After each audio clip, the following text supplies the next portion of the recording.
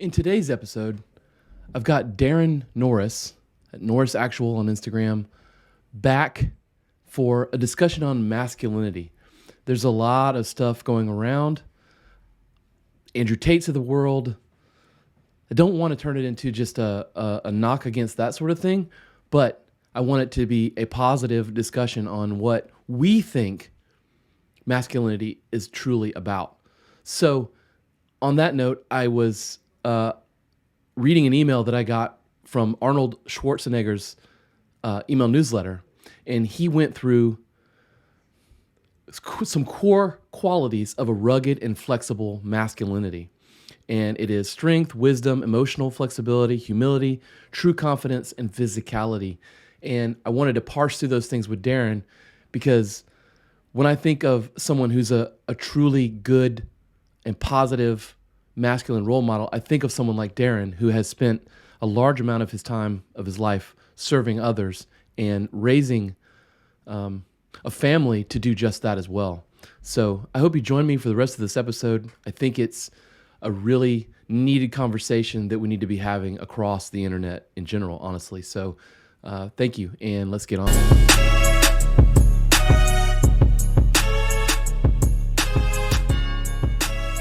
Welcome to the Warrior Mindset Podcast. We're your guide as you make your way through life, getting better 1% every day.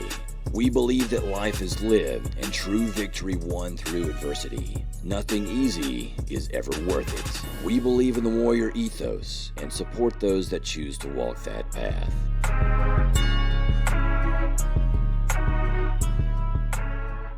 Well, man, we had a good workout this morning.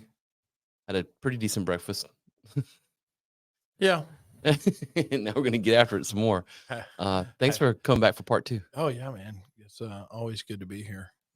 And just make sure I stay awake after that workout. I know. Fattening up on Lizard's Thicket. Yeah. Shout out Lizard's Thicket. Maybe they'll Throw some coupons. Yeah, man, throw some coupons. Well, I got to, circle back to breakfast. My comment about the bacon. If it folds, it ain't bacon. I like that. Wasn't expecting her response. Yeah, you're like extra crispy bacon. If it folds, it ain't bacon. She's like, well, some of them like it limp like that.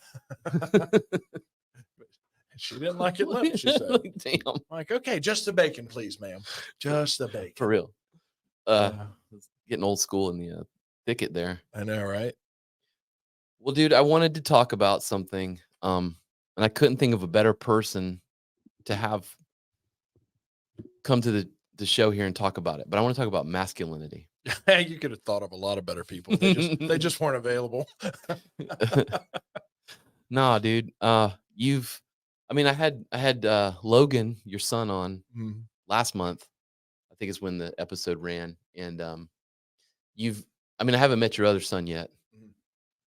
But Logan is a great example of a solid man, you know? Yeah, I appreciate it. And he didn't just, come out of the egg that way. I mean, like, he had to be raised, and he gives you and, his mom all the credit. Well, she's a lot tougher than But that goes into it though, right? I mean, yeah. It's a team effort. Yeah. Right. Yeah. And I said, hey, I want to talk about this. And you wanted to make sure that, anybody listening understood. We're not talking about like your orientation or what you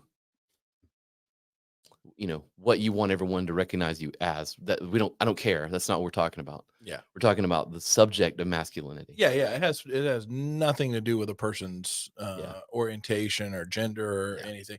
It just, it's gender focused, I think, more so with the word for what it is, masculinity as it's defined.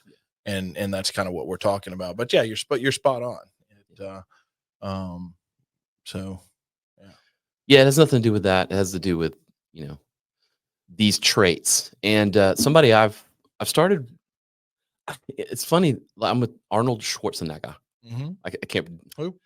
I can't say his name right. He just had a book, and I was listening to his book like on Audible, and I can't listen to more than like 3 minutes without trying to impersonate him. Yeah. I don't know if you ever I listened want to to it. hear your best impersonation. I can't. I'm not even. Come on, you got to do it. I'm not even gonna do it. Nobody's listening. Get to the chopper. Who are you talking about? I don't recognize that one. I know, it's terrible. It's terrible. Arnold who? Arnold Schwarzenegger. Arnold. You have a good one? Not really. Yeah. But you know what? It would be one of those two. It'd be get to the chopper. Yeah. Or I'll be back. I'll be back. Yeah. Get to the chopper goes in my mind first, but I'll be back as a close second for sure. Or F you asshole. That's a good one. I can say it in Greek. I can miss a gulotepe. Oof. Yeah. I think Okay. that's right. If memory serves. I learned a lot about the Greek side of my family from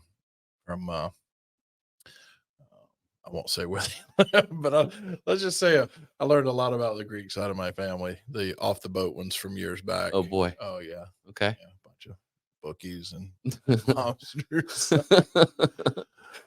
So how do you end up in law enforcement from a long history of that? Well, I didn't know them too well, but they I was talking to a chief of staff from one of the congressman's office that used to work in that area and was telling me some stories about, because he lived in that area. Yeah. And was telling me some stories about. It's like, oh, okay. Okay. Awesome. Yep. Moving on. Let's That's talk good about shit. masculinity. Well, I overlooked him my whole life. I mean, like I've always been a fan. I've loved his movies. Yeah. And I think of anyone, like maybe him, like Sylvester Stallone. Yeah. You think of Rocky and Rambo. Yeah. All the characters Arnold has played, like, this 80s, early 90s, like Hollywood version of masculinity, right? Like it's hard to not think of that. Yeah. But like, there's also another side to him. This isn't just a fanboy rant about Arnold, but there's another side to him. I mean, he was a politician. Yeah. He's had personal issues that he's overcome. Sure. But he's written a book. He puts out an email newsletter that comes out each week, and it's really good stuff. And he put out this one section of qualities of rugged and flexible masculinity in the Arnold Pump Club, which is it's like a contradicting thing here, I guess. But he's got these, and I wanted to go through these with you and just get your perspective on them and kind of dissect some of them. He has 6 qualities of rugged and flexible masculinity: genuine strength, wisdom, emotional flexibility, humility, true confidence, and physicality. So, genuine strength. When you hear that term, what do you think of? Genuine strength, I think, would probably come from our core, not necessarily getting in the gym or doing something. I think it's, because strength can be defined, in a lot of different ways, whether it's how you face a challenge in life or, how much steel you go sling in the gym. Yeah. Or like what we did this morning, that was no easy workout, but we got to We did it. we wanted to get to the hump set. So, Yeah. it was downhill from there. Yeah. And, it's pushing through things, and it's, and we can go down the rabbit hole like we do with a lot of our conversations, but it all ties in my opinion, to the genuine strength and the other things we'll talk about in a few minutes here is, and you hear, discipline, self-discipline, motivation. Yeah. This morning, I think that's it. I had, the self-discipline side, I had to really dial that in, and you hit snooze a couple times. Well, yeah, Jocko's always, don't hit snooze, and all this stuff. Man, I wore that snooze button out. The snooze button is a lie. But I did it strategically. I knew how many 8-minute snoozes, man. That's what I set for. But I got up, and I wanted to look for an excuse of why I could call you and not come work out. Right. But I didn't do that. So that's where that self-discipline. But my motivation was about 0. Yeah. So my motivation kicked in when I walked in, saw you, we fired each other up, and we got after it. That's where the motivation aspect comes from. Mm-hmm. So if I didn't have the self-discipline component and the lack of motivation, then I would have probably continued to hit snooze. But I just, I hit it up until that strategic moment where I knew I had to get up, feed the dog, let the dog out, get dressed, and then go to your place downtown. Mm-hmm. With a little fudge factor for traffic. Fudge factor. Yeah, I mean, you're spot on to what he says. I mean, he has clear-headedness, composure, and stability amid and stability amid uncertainty. I can't read this morning. Mhm. I'm still oxygen deprived from that workout. Because you never know what you're going to face, and you've got to just Yeah, that you've got to be able to have the fortitude to work through that adversity. relying And on those things, relying on that basic discipline and yeah, all those you basic factors. absolutely, and you have to rely on yourself first. You can't rely on other people. You always hear nobody's coming to rescue you, and that's exactly right. You have to rely on yourself first and have those qualities. Yeah, nobody's I saw that on a patch and I wanted to get it. Like, nobody's coming to save you. Yeah, It's up to us. No one's coming. Yeah. yeah. Where does that come from? Like originally, I wonder. Then nobody's coming to save you. Yeah. I mean, it's sort of a Some military law enforcement thing.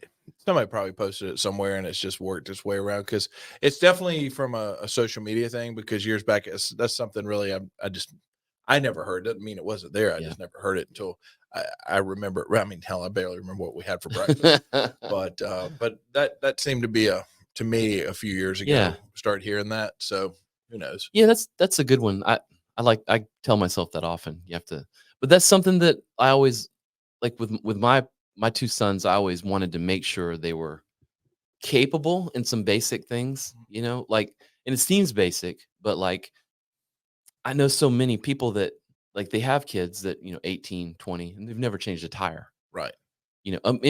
Boy or girl, like it doesn't Yeah. matter. They've never changed a tire. They don't know, like they would have a flat and they would panic. Right. You know what I mean? I never wanted they were growing up. I was like, I never want you to be in a position where you're going to have that kind of adversity and panic. Sure. That just seems like, I don't know if that's necessarily masculine or not. I'm going to put it in that category, but I Right. think it's definitely a positive thing to pass on Mhm. or to have picked up from somewhere. Sure. I mean, I picked those things up from my father. I know you Yeah. did too. Yeah. Not from my father, but your father. But My dad, he taught me a lot. I learned a lot about him. I learned a lot about the integrity side, basic character attributes, but it wasn't perfect. My parents went through a nasty divorce, Mm. unfortunately, and I was kind of a hellion and got in trouble and didn't know what direction to go in. And luckily, I had people in my life that helped me get that compass back on the right azimuth. who was that? But oh man, my mom for one. She's always been my rock. And then my wife came into the picture, and we've been together a little over 30 years now, Mhm. and she will almost 30 years. We'll be married July will be 30 years, so almost we've been together almost 30 years, I think. Well, see, We can change. If I'm wrong, we'll go in and I'll edit that out. those dates. Yeah, see, I'm old. Once you get up to those dates, It's all the same. So, but anyway, she's definitely been a game changer, for me as far as keeping me on point with things. I don't think um, I would be near successful doing what I do without her support. Because she's always pushed me when I have these, grandiose ideas to do stuff. She has never shut it down. My dad, on the other hand, dad was very, and I'll use the word, institutionalized in, he went in military service, when he was, I guess Mhm. 18, maybe a little younger. Okay. And, he spent 41 years, 7 months in the military and another probably 13 in law enforcement. So, very, trade his time for money. The typical industrial revolution, I Yeah. guess, is, if my history is correct, is what we would refer to it as, Mhm. to where you're trading your time for money. And excuse me, ghost. um, but dad was always he was really good. He was a hard worker. I mean, he wasn't in special forces or anything like that. He was a tanker. He was an MP, and he retired as a warrant officer. I think he was ran a maintenance division in the chemical brigade as a warrant officer. So Okay. he was over all the vehicles and Yeah. everything associated with that. But wasn't the most mechanically inclined guy. He would always tell me to figure it the F out. And so through my life, that's kind of what I did, is I learned to figure things out. And if I didn't know something, then I would either just continue, prior to the internet, just do it until I either break it or get it to work. Yeah. Or, now with the internet, jump on, do a little Yeah, research. YouTube's And pretty you quick. know, and having that at your fingertips is no different. When I had a 69 Camaro, I'd never worked on, you know, a car engine. I got a 69 Camaro with a 350. I saved up, paid $800 for it, blew the engine in the first week. My neighbor was a mechanic, and well, he was a backyard mechanic. Right. He was in the corporate world, but his hobby was working on cars, Okay. and so was his two sons. So they helped me out a lot with it. But we pulled the valve cover off, and it was sludge. You could scoop it out. The lady, I don't think, ever changed the oil. Oh my goodness. But you know, those things I had to learn how to do.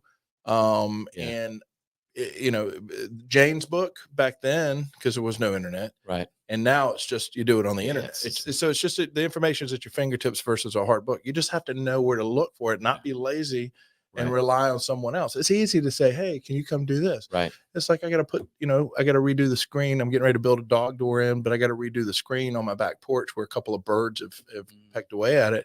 I've never done that. Yeah. And it looks like it's going to be a pain in the butt. But guess what?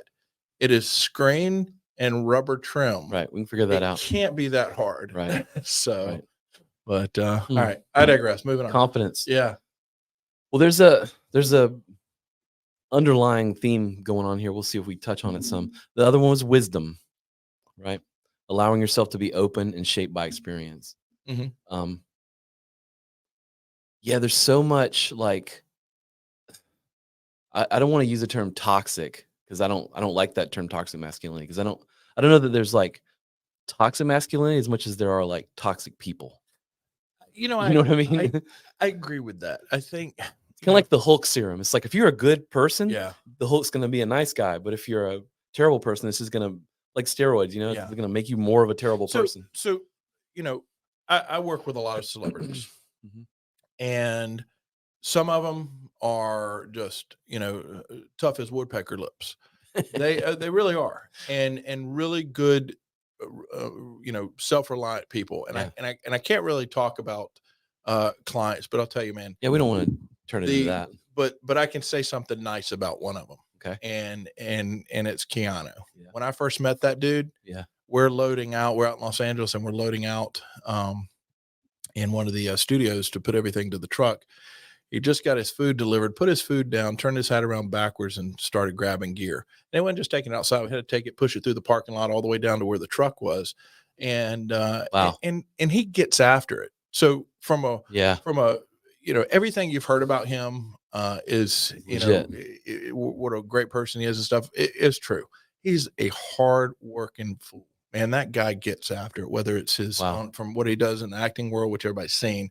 I haven't worked with him in that capacity, but on the music side, man, that dude's wearing the bass out all day before he goes and puts a show on because he Wow. wants to put a great show on. So does the rest of the band. The rest of the band's awesome. And but just, you know, a great guy. He's very self-sufficient. And I jokingly say you're really good at adulting. So I have to reprogram how I normally do some of my things Right. that I would normally do for other people. But he's just a great example. But the people I look to, because I think you have real world and you have social media world. Yeah. Right. Okay. So these idols that I'll call them false idols that people look at, you know, and I don't mean anything disparaging by it, because are they acting or are they Yeah, really it's hard to like that? tell. Mhm. So, you know, the people I look at, you know, my good friend Chris Cathers, for instance. Chris was Green Beret, worked for with a little agency somewhere else afterwards. The agency that shall not be named. Chris has stage 4 cancer. He had half his femur cut out, had a rod put in it, and he blames me for that because after he was giving me a hard time about my hip replacement, and a few months later he had cancer in his femur, so they had to take out half of it, and he's got a rod and stuff. That maniac was in the gym as soon as he could get in the gym, and he's had it in his lungs and other areas, but he keeps getting after it. But take the personal side of what he's doing for himself to take care of himself, that self-discipline to where he knows, hey, I have to stay moving, motivated, and keep his mind healthy. Yeah. He started Brothers Keeper Veteran Foundation, And I tell you, everybody that's listening, check Yeah, it they've heard out. that one. Yeah. Yeah, Brothers Keeper Veteran Foundation, I believe it's .org. Well known. And he's doing everything he can to help our fellow veterans with a big focus on mental health and suicide awareness. And they just did a ruck. They came through here, and That's right. That was last week. yeah, they just came through here, and so those are the kind of people I look at that are inspiring. That's who inspires me. My mom's boyfriend, Bobby, over 30 years, he's 82 years old, and dude's still getting after it, you know? Right. People underestimate, like take the workout thing. Mhm. And I know we're in the wisdom section, but the workout thing, like there's a, you can use it and kind of go too far. Like, Sure. like a David Goggins. Everybody knows who David Goggins is. Yeah. Like, I mean, I find him inspiring, but at the same time, it's like, what are you repairing, man? Because Yeah. like it's overcompensation for something. Yeah. You know what I mean?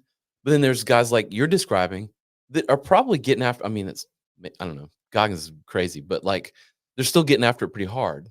Mhm. But you can't underestimate like how much that's going to help you, like mentally. Right. I think people don't understand how far off they get because they don't Right. do those things. They don't understand how unhealthy your mind can get Sure. by not doing those things. Right. And it doesn't have to be like, lifting heavy weights all the time. It Sure. can be whatever the hell you're doing. Yeah.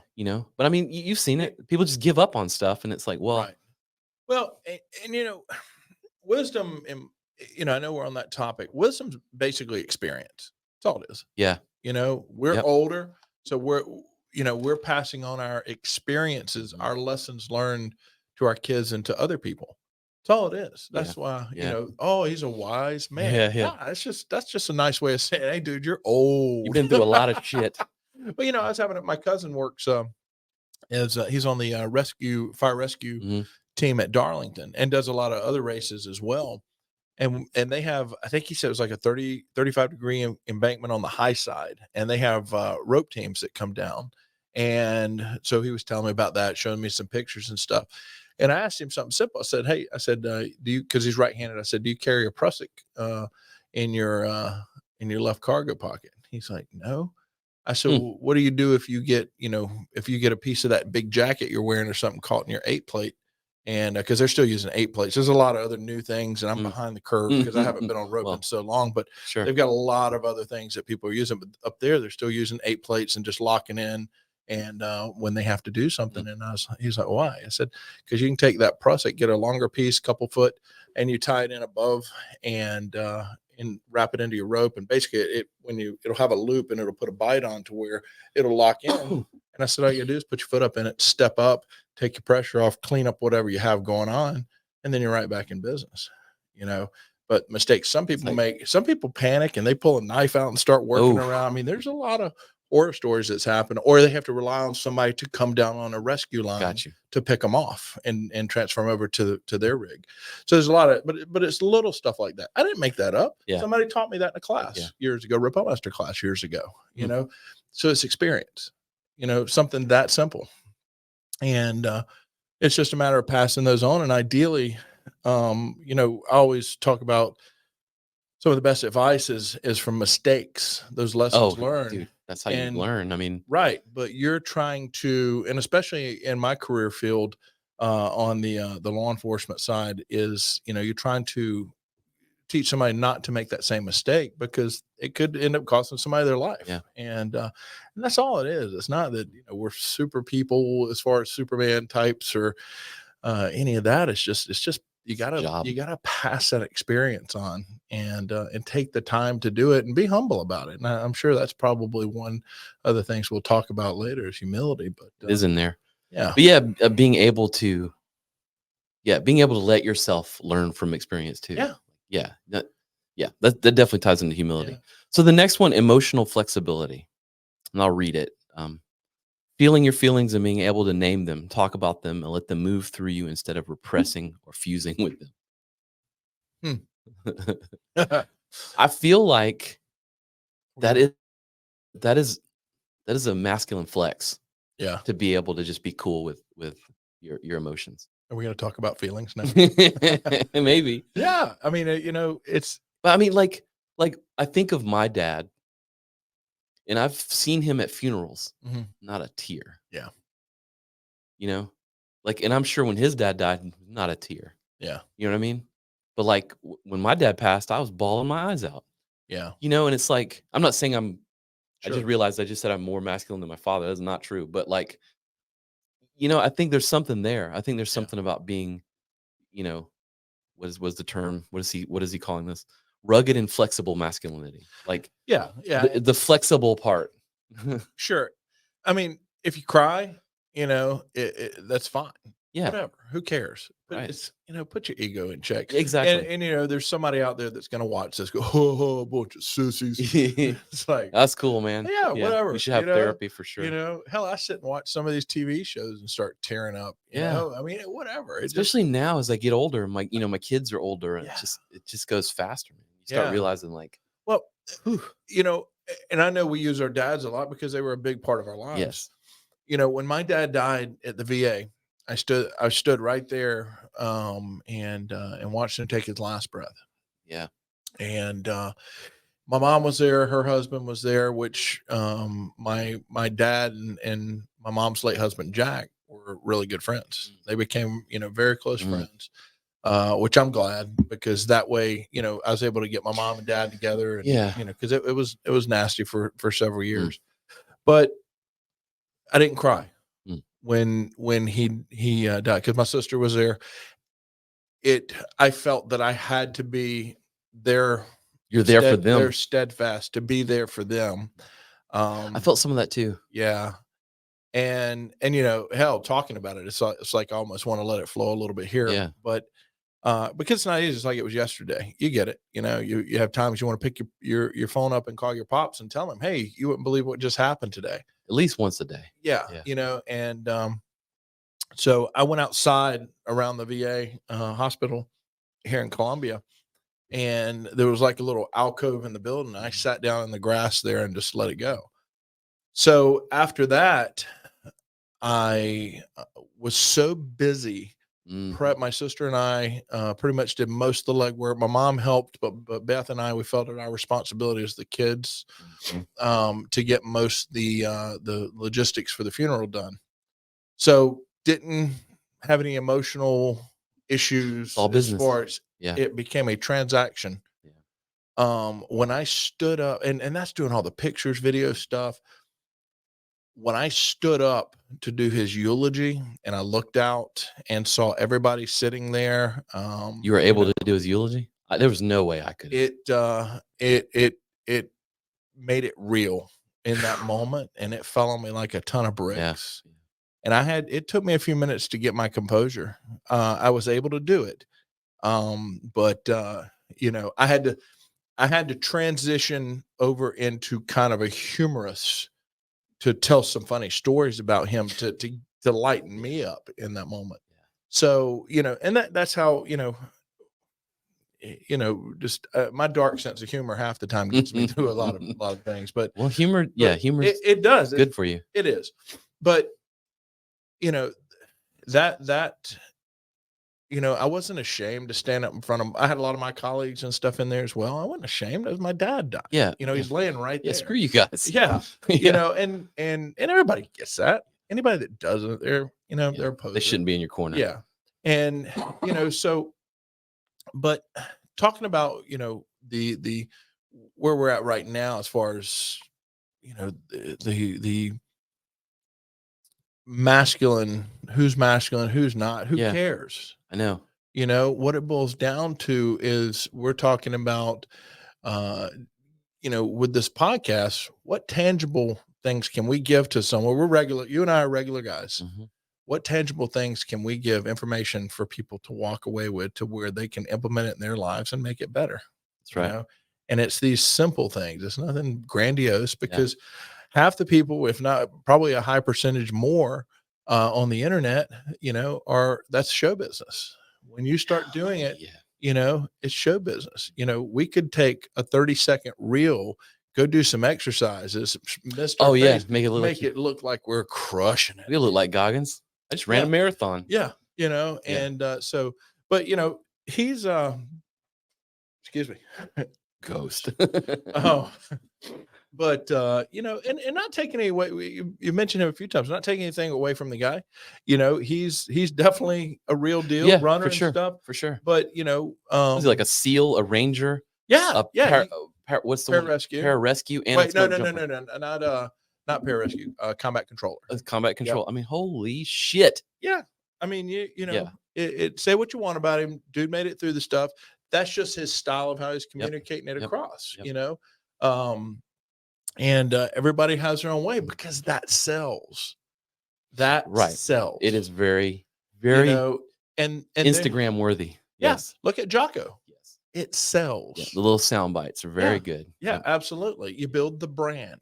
You build the brand. That's all you do. You're, it's. I love what he had to say. There was a clip, and somebody had called in or written in or whatever and said, the guy was like, "Look, man, I'm working my way through law school. I've got a year left, and I just need to grind it out. Can you like record, like yell at me so I can play something back, so that like when I'm feeling it, like you're talking about this morning, like I can play this thing and here you are yelling at me, and it'll just make me get going." He's like, "Okay, cool." It's like, "I'm not going to yell at you though." Yeah. He's like, "I'm just going to tell you about some guy in, Vietnam that got POW and he couldn't sleep for 2 nights because the rats were eating at his wounds. Right. And you can't get up." I'm like, holy shit. Yeah. There's so much today that's available. Yeah. But it boils down, strip all that away. Mm-hmm. It boils down to you. Yeah. Okay. If you take you as a template, how do you want to build your template? How do you want to build you? Draw a line. Here you are. Where do you want to be? What are your waypoints along the way? How do you achieve that? Okay. Starts with self-discipline. You have to get 100%. Up. You have to get moving. You have to pick up books, things like that. I was able to hit one big waypoint by finishing my bachelor's degree that took forever. That was a promise I made. Congrats, by the way. Thank you. Was a couple weeks ago. Man. It took years to get it finished, but I did it.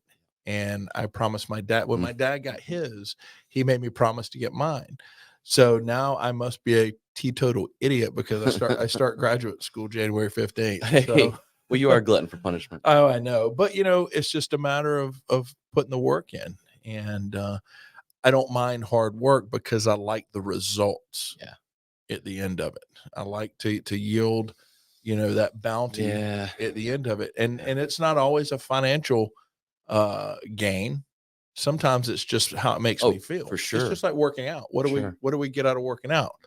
We're making an investment in ourselves. We get to live longer. We get better quality of life, and we're going to be chasing after grandkids at some point. That's the plan, and I want to be able to take them hiking and do things. And I mean, we only have so much usable time on this planet. So what are we going to do with it? How do we want to just exist, or do we want to have good quality of life? A friend of mine, Dan McCall, says life will never be long enough. Yeah. And it just won't. No. I mean, it just won't. No. So all that said, emotional flexibility. I mean, you have to have that emotional flexibility. Yeah. I mean, you just have to be able to be okay with, losing your shit. Sure. And then realizing it's not the end of the world. Yeah. Yeah. And like you said, man, you have to manage it though. If there are people that think less of you because you can't control yourself in a situation where, like you lost a loved one, that you probably shouldn't be friends with those people. Yeah. And there's probably move on. With the emotional side of it, there's so many different levels though, where emotional intelligence plays into things, because you got it in the workplace, you have it at home, and a lot of people don't know how to manage it. Sometimes you feel so dug in and invested in a, we'll say, argument. Hit pause, turn around, walk away, and re-strategize, re-engage. Yeah. Have you heard of, there's a podcaster. It's like I'm always talking about SEALs, but his name's Mr. Ballin. He's got one of the top 5 podcasts or something this year. I was just looking at the That's ratings. probably why I haven't heard of him. I just look at the ones that are like, look at mine, top bottom of the list. Anyway, he tells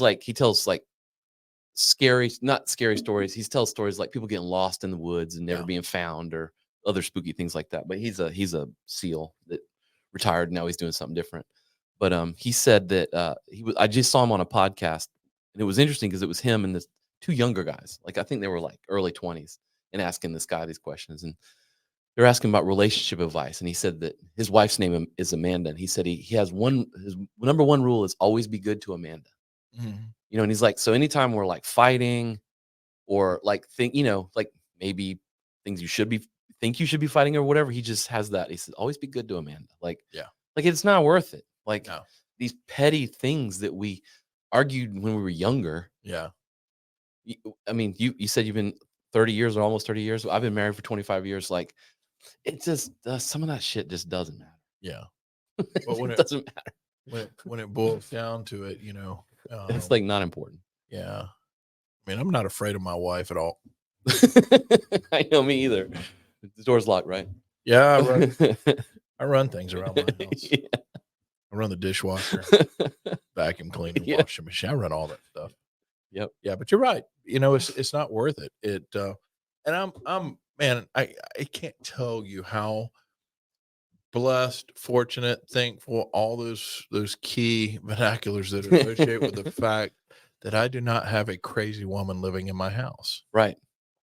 I Yeah. mean, and it's and I haven't had that drama, those arguments and stuff in my marriage. And I'm so thankful for that. Yeah, we don't either. Yeah. I have friends that they wind up most of the time. I mean, it seems like generally speaking, you're like everyone graduates college. You're talking about your friends or your peers. Everybody graduates college.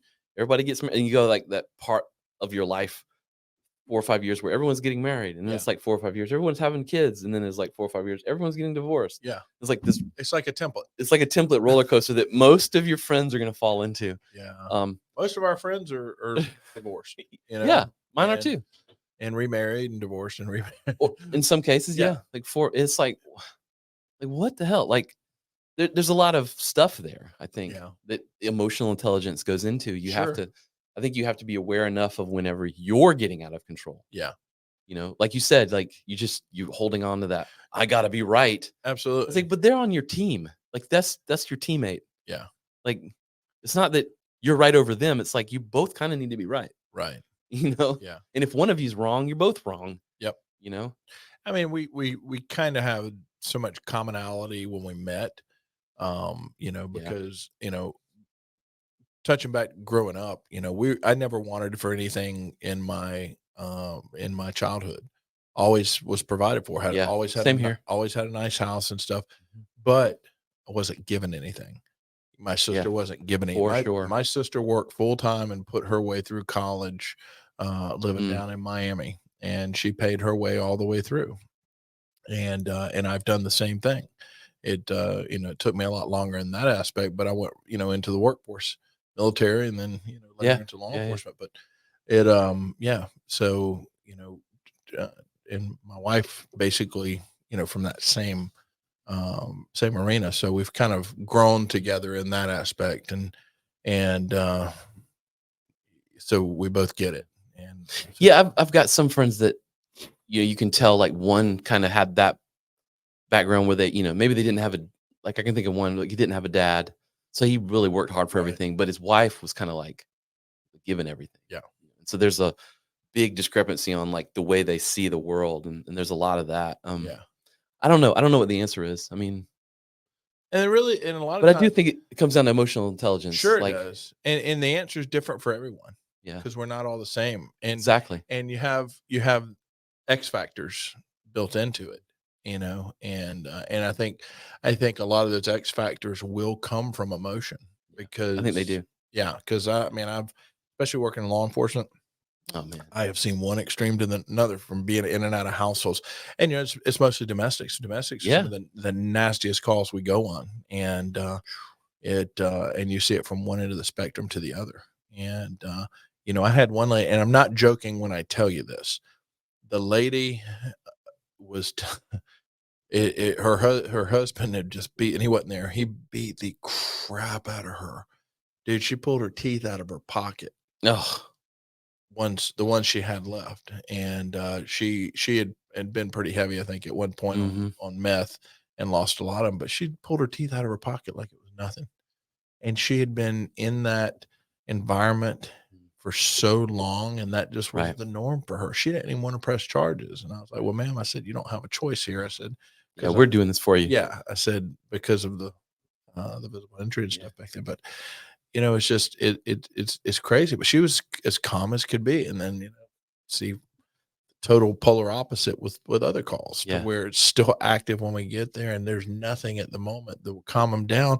And then later, when you go to bond court, that person that were just They're all irate, all over each other. no, the just talking about the person Oh, that was irate at the scene. When you go to bond court, and you see them there, they're just totally calm. They'll apologize. I'm really sorry for how I acted and stuff. So it's like a true Dr. Jekyll, Mr. Hyde concept. some people are like that. Yeah, It's kind of weird. Yeah. Yeah, like once you get me going, man, it's like, what? Yeah. Like, what the hell? Yeah, What shirt comes off. Yeah, what does that mean? Yeah. Hey, why do people in the South? That's a Southern thing. Definitely. The shirt comes off. I don't know. I can kind of see somebody like Jersey Shore being Yeah, shirtless, that's a like good point. wanting to fight. Somebody from Boston. Boston. Yeah, Those freaking hot-ons. get your finger out of my chowder. Now, see, I Yeah. can't do impressions. All right. I think you're further New England. Yeah, Chowder. Chowder. Humility. We were kind of leading to that too. Yep. Knowing what you don't know, Uh-huh. which for almost all of us is the vast majority of everything. I don't know. That's kind of a very Arnold thing to say, but I mean, humility, like it's a big thing in the martial arts, Mhm. like to almost like, or to submit yourself Sure. to learning. But I do think it is definitely a positive trait. I see Sure. it as a positive trait. I don't know that it's necessarily, a masculine trait. I think it's Yeah. just a good trait. So let's talk about the martial arts for a second and perfect examples, because you and I are friends. Mhm. We cut up, grab ass, the whole 9 yards. Mhm. When we step on that mat, you are sir. You say sir. It's That's right. that respect. Yeah. And why? Because it's tradition. Yep. We are respecting the tradition Mhm. of not only the style of martial arts that we are training, That's right. but everything that goes into that dojo Mhm. is that respect. Because when we go there, I think, and this is just me spitballing, and how I feel about it is, I look at that as almost like a sanctuary. Oh, absolutely. That's my temple, because we've said it numerous times. When we step on the mat, that's all that matters. What we're doing on the mat, the business stuff, Yeah, you leave it all. everything. I don't think about anything else except what my task is on that mat It's your hour. and how I can get better and how I can help others in there get better. Mhm. And that's it. And it simplifies it. It boils does. It really does. Man, it strips the meat all the way down to the bone, and it's as simple as Yep. you can get. Yep. And That's why you're a good partner to train with. and it's okay. Mhm. If you're doing a technique, sure, sign me. I'll be your test dummy. Do whatever. I'm not going to bow up on you and try to do something. And I'm going to tell you, man, I think I mentioned Bruce Hancock from the Criminal Justice Academy in the last one that we did. Okay. Yeah. Yeah.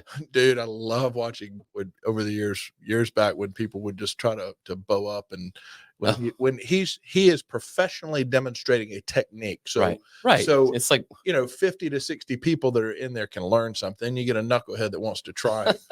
like, what are you doing? Oh man, I know. it was so entertaining to watch how professionally he dealt with that. Oh, I would love to see that. Oh my God, I used to love watching that. And I guess that's why I've always gotten along with him. People would trash talk and stuff. I'm like, nah, the dude just takes his job serious, because he's teaching life-saving skills. But yeah, I would just, I wish I could just go set a chair up in there. I don't know if it's changed Just wanna now, watch. but back then, man, I would love to just sit there with some popcorn and watch. Just the entertainment value of back in the day, especially when we were able to get away with a little bit more. But I kind of miss some of that. yeah, but I mean, it's okay to be humble, walking Right. in. When I was as chief of police, I had my first supervisors meeting with all the line supervisors and command staff. And I told them, I said, listen, this is our agency. I cannot run this agency and operate it by myself. There's no way. Right. And one of the things that will upset me the most, and I'm talking to them, I said, if you sit here in this meeting and contribute nothing, I want to hear your voice. I need to hear your voice. Yeah. And I had a hit list of things that we had to go over for each meeting, so it was organized, and I wasn't in there, wasting time. Right. And at the end, I'd go around to each one of them and let them put stuff out. And as they do, I'm taking notes. So they would bring certain things that might not have been on that agenda. They would bring certain things up, and I'd sit there and take notes. Yeah, they're seeing things you don't because they see me making an investment in them, and I followed up on every single one of them. And some of the things we were able to make, they were fantastic ideas, and we were able to make happen. Some things were fantastic ideas that we couldn't make happen. They didn't always get a yes, but they always got my respect and my due diligence on anything that they presented. And it's okay, because I would ask questions, Right. because there's things like I can't, if I went out to work a traffic accident right now, I would totally screw that report up, because I haven't worked an accident in, probably 15 years. Right. And it's different. Yeah. It's okay to ask for help on it, or how do you do this form? Right. And a lot of people can't do that. Yeah. They need to know. Well, they need to be in control. They fake it. Yeah. And if you go on, you can watch some of these videos and take First Amendment auditors, for instance. Oh God. And officers, because of ego, and any host of other character attributes, you might as well picture a shovel in their hands with them just shoveling and digging their hole deeper. It looks like it. Because Ghost. because they're too worried about losing face to step back, jump on their phone, look up the law to start with. Yeah. Something that simple. I mean, so I don't know. And I think we could spend a lot of time, but I think those guys always look kind of douchey when they're doing that. But then sometimes you can watch the other person and you're like, why are you being like that? Listen, I get it. Excuse me. It's like, just let them stay. Yeah. It's like, go out. Hey, can I help you with something? No, I'm here doing this. Cool. Okay. I understand. I understand that my parking lot is public property. Yeah. If I didn't want people to walk around and video in the cars, well, guess what? Put a fence up and secure it and put the proper signage. Right. And, I hear officers say, oh, you can't, I have a computer in there that you can see the screen. Well, guess what? You're not supposed to turn that shit off. You're not supposed to have your screen visible. Right. That's, under for that same reason. Yeah. That's in policy, that you can't have that visible to the public, because there's, sensitive information on that.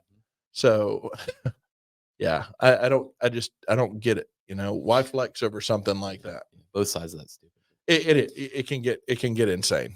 Humility. I can't stop thinking about Steven Seagal, but I feel like I should sit like this now. Yeah. How you say in English? How do you say, motherfucker? You're from Michigan. Dude, that was hilarious. It's like, how you say in English? It's like, wait, what?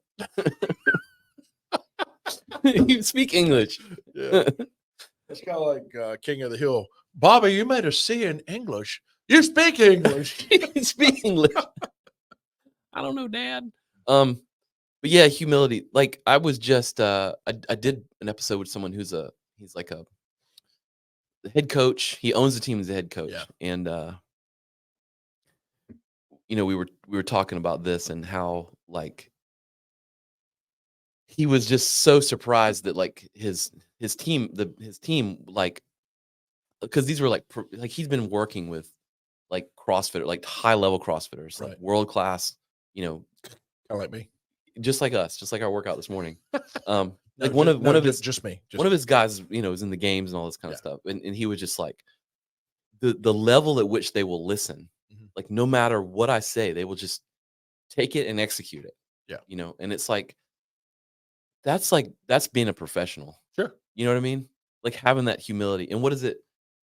Mark Divine? He always preaches, ready to lead, ready to follow. Right. And I love that one. That's on a poster there. But, like, that is such a great sign of humility when you're, ready to listen to you. Yeah. And then if I need to step up and do some things that I see need doing, they're just going to get done. It's like our Wednesdays. When you come to my gym, we just do whatever. Yeah, you know what? And it's when you when you let go of that, it's almost liberating It's because so fun. we get there. All I had to do was show up. It's You so just had fun. to show up. Yep. You're like, glad I don't have to play in that I one. mean, it's so fun. Yeah. You know, so yeah, and that's a great example of it. You know, it's we're guesting each other's house, and we're just following.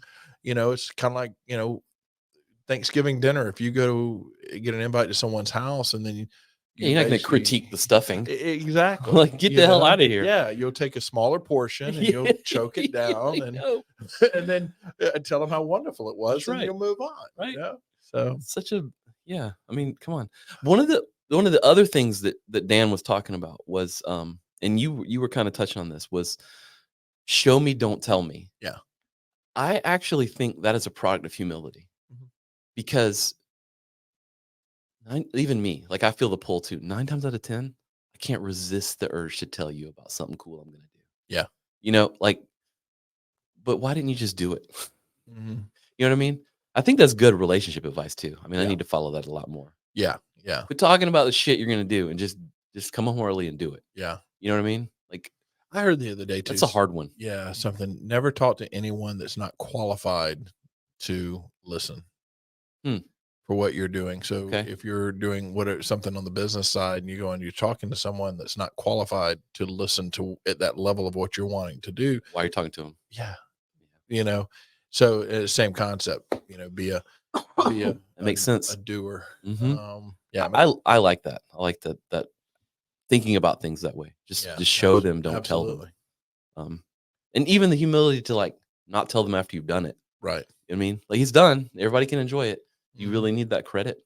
Yeah. But I mean, if it's not on Instagram, it's not real. Right. And you know, that's where we lose some of our humility. We have to give it away. Mhm. You know, for what we're doing in the business side is building our Instagrams and podcasts and stuff.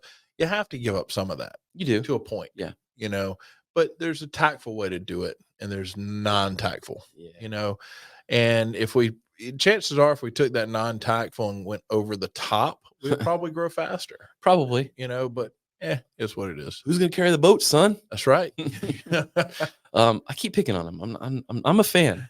Yeah. All right, we got 2 more. I want to make sure we get them. True confidence. Okay. Not feeling the need to intimidate, one up, or make others feel bad, to be okay with yourself. That's solid. Yeah. It's not I mean, that's no shit. Yeah. That's definitely a good masculine flex. Yeah, that's a good good definition on that.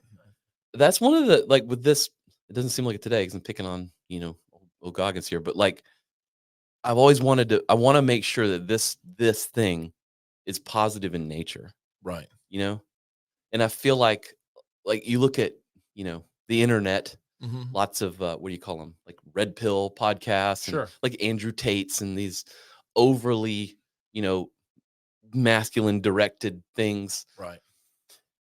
You don't, and I mean, look, even feminism Sure. to a certain point goes too far the other way. You don't have to tear something down to make this thing better. Sure. I hate that when I see that. Yeah. Like, if you want to build the tallest building in town, you don't do it by tearing down all the other buildings. Yeah. You just build yours taller. Yeah. You know what I mean? Like, what, that seems like, it doesn't seem like a thing that most people do. Right. but it's from It's like, it's fun to talk shit. and to a point it is. And you know what? And I'm a ball buster. But there's a difference between busting balls and I do it in good fun. Yeah. But at the same time, I like it when, I get fired back on because it's fun. It builds camaraderie. And I'll give you a perfect example. I was working a detail up in New York several years ago, and one of the NYPD guys, Sacco, was an Army cat. And, I'm Navy. So he and I were picking at each other back and forth. And he goes, "You got to meet my partner. He was in the Marine Corps." And I said, "Where's he at?" So we go over there, and Noel, he's a little short Filipino guy. And I walk up and I see his Eagle Clip and Anchor, his EGA is on his mag pouch. And I'm like, "Oh man, this is going to be so easy." And I said, "Oh wow, man, are you a Marine?" And he's like, "Yeah." I said, "Well, I appreciate your service." I said, I tried to get in the Corps and met with multiple recruiters and took the test. And I said, I just couldn't get in. And he does a little flex. And he's like, well, why not? And I was like, my ASVAB score kept coming back too high. I had to join the Navy. And anyway, he and I, we are just for hours. I'm talking, we're out there like 12, 14 hours. Right. And we had 3 city blocks that was sterile that we were working in. And man, we're just jabbing, just hook and move, stick and move, hook and move or stick and move. We hooked and stuck. Yeah. And so from that day, and we went out and had some beers the next day, but from that day, we've been great friends. He's come to the house vacation, took him on his first skydive. Oh, wow. Yeah. And he just a fantastic guy, but it started with that.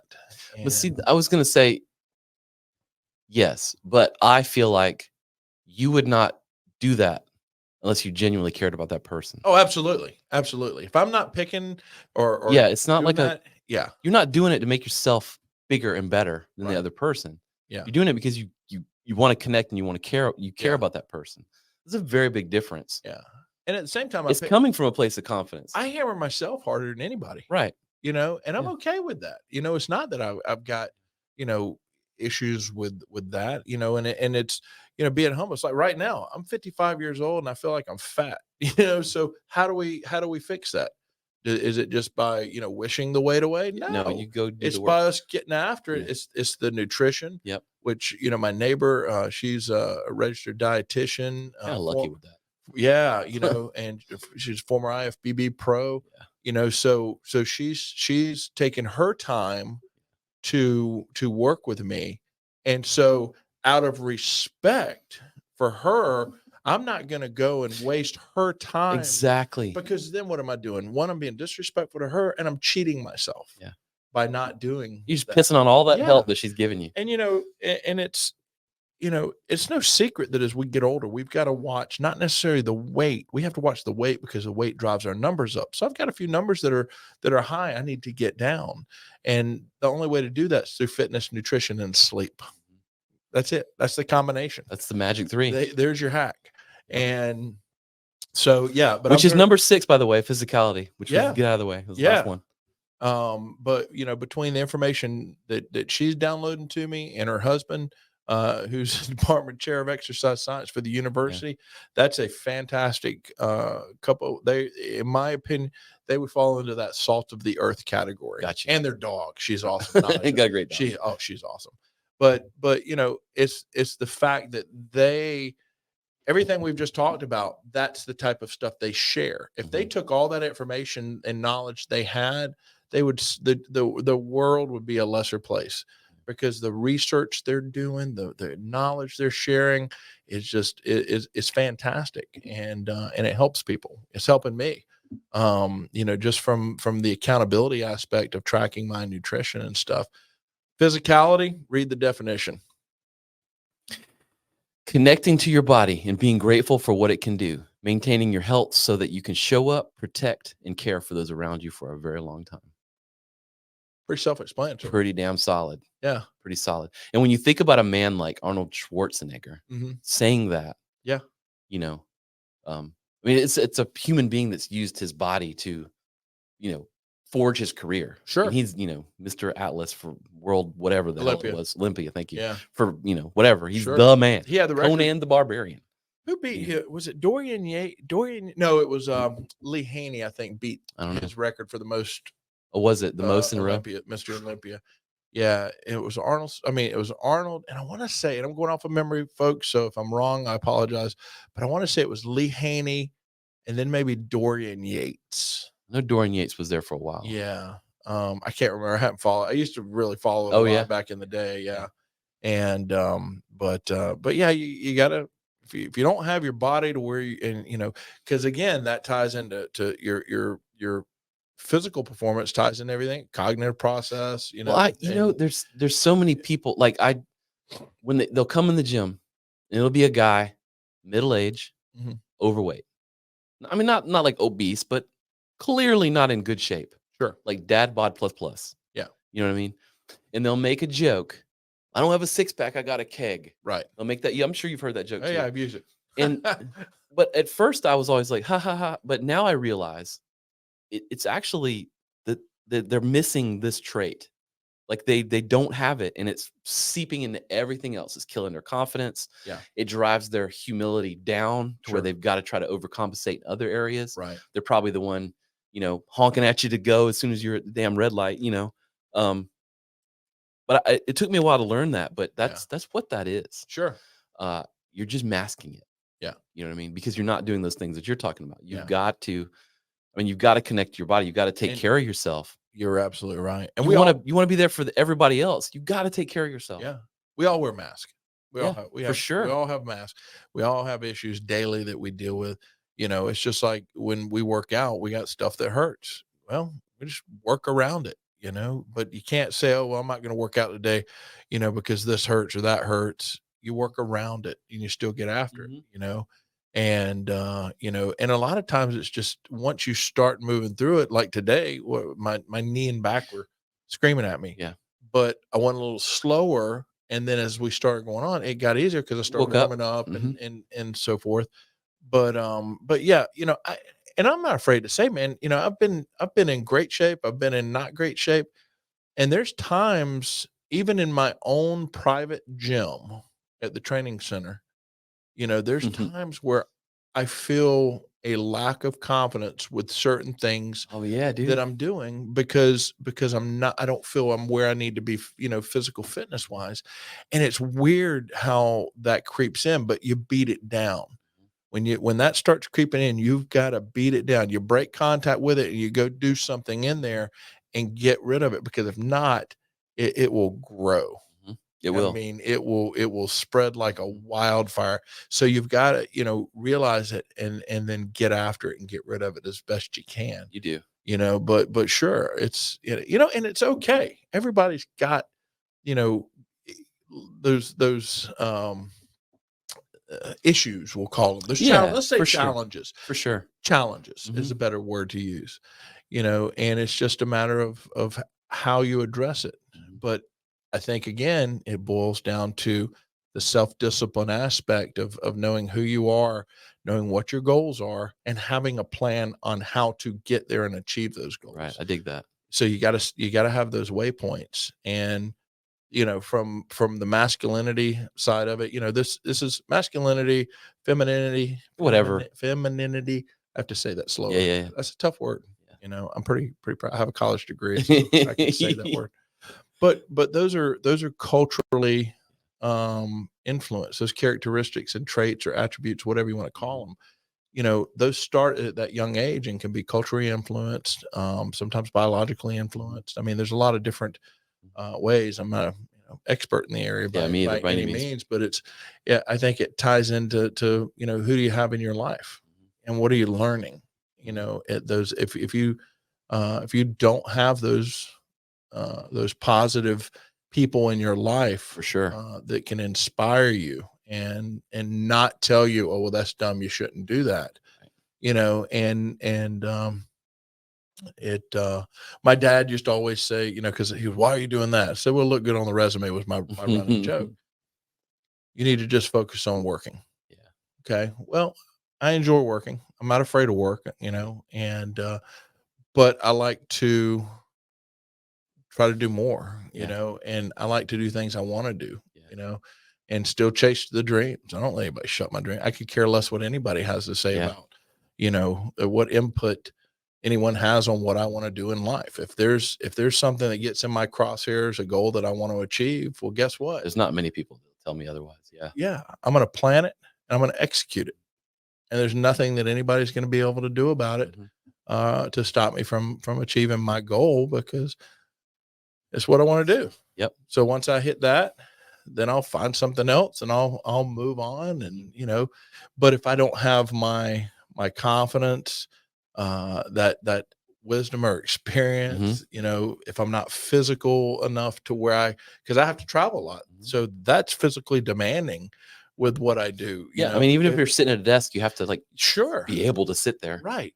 but Yeah. lugging bags and equipment and all that type of stuff after sitting on a plane and that wears you out. Yeah. Those international flights. For sure, dude. So all that stuff that we've talked about, it all ties in. But again, boiled down to self-discipline. You got to get off your ass and you got to get in the game. Bottom line, it's what do you want, your best picture. How do you want to live your best life? I love it. And that's it. Rugged and flexible. Yeah. I don't know that. I mean, we're using the term masculinity. That's what I wanted to do just it's what I know. 'Cause I'm a dude. I don't know that it necessarily has to just be in that bucket. No, but I mean, it's a good way to talk about it. Sure. But it's semantics. There's so many semantics, and everything seems to be so socially driven today. Yeah, it's a big semantic argument. Why not focus on just working hard, working smart, really. help, to improve yourself, but more importantly, help others around you. Yeah. Is it that hard? Because for me, that's motivating. Right. That's For sure. exciting I want to be around those people. Yeah. Because and you work, you've heard the term, it takes a village, So Yeah. if we work like we're just scratching the surface of doing things together, you and I on the business side. So think about we push and we're like-minded. Yeah. So think about what we can accomplish when I'm in town and we actually have time to sit. We're not hanging out with your friend Keanu Reeves. By the way, I haven't met yet. Soon. I'm just kidding. You're not going to get emotional. I might start crying. When I meet him. I probably will. Are you going to weep?